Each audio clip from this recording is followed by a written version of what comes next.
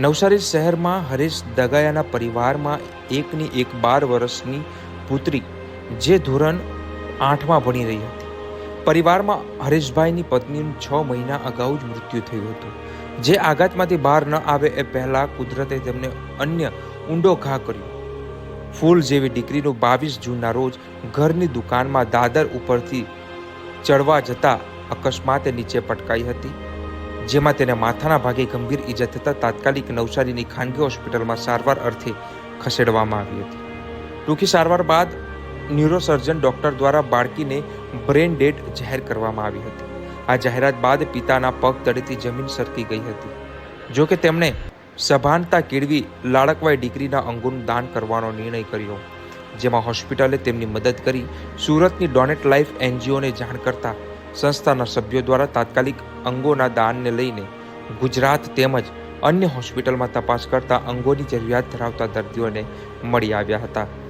અંગોના દાનનો નિર્ણય બાદ hospital, donate life સંસ્થા તેમજ નવસારી જિલ્લા પોલીસના સંયુક્ત પ્રયાસ રૂપે હૃદયને નવસારીથી સુરત સુધી રસ્તાને ગ્રીન કોરિડોર કરી માત્ર 42 મિનિટમાં સુરત એરપોર્ટ પહોંચાડવામાં આવ્યું હતું, જેમાંથી એર એમ્બ્યુલન્સ વડે હૃદયને અમદાવાદથી યુએન મહેતા હોસ્પિટલમાં પહોંચાડી જરૂરિયાતમંદ દર્દીના શરીરમાં હૃદયને ઇમ્પ્લેન્ટ કરવામાં આવ્યું હતું.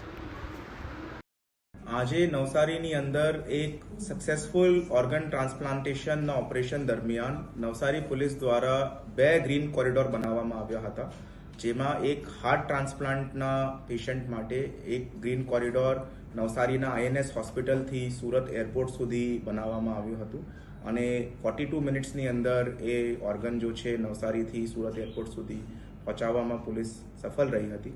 અને બીજો ગ્રીન કોરિડોર નવસારીથી શાહીબાગ અમદાવાદ સ્થિત સિવિલ હોસ્પિટલ માટે બનાવવામાં આવ્યું છે અને અત્યારે મલ્ટિપલ ડિસ્ટ્રિક્ટના કોર્ડિનેશન સાથે એમનો ટ્રાન્સપોર્ટેશનની કામગીરી હાથ ધરવામાં આવી છે. ત્યારે વાત કરીએ તો નવસારી શહેરમાં એક હરેશ દગાયાના પરિવારમાં એકની એક 12 વર્ષની પુત્રી ધોરણ 8માં ભણી રહી હતી. પરિવારમાં હરેશભાઈની પત્નીનું 6 મહિના અગાઉ જ મૃત્યુ થયું હતું. જે આઘાતમાંથી તેઓ બહાર આવે તે પહેલા જ કુદરતે તેમને અન્ય ઊંડો ઘા કર્યો હતો.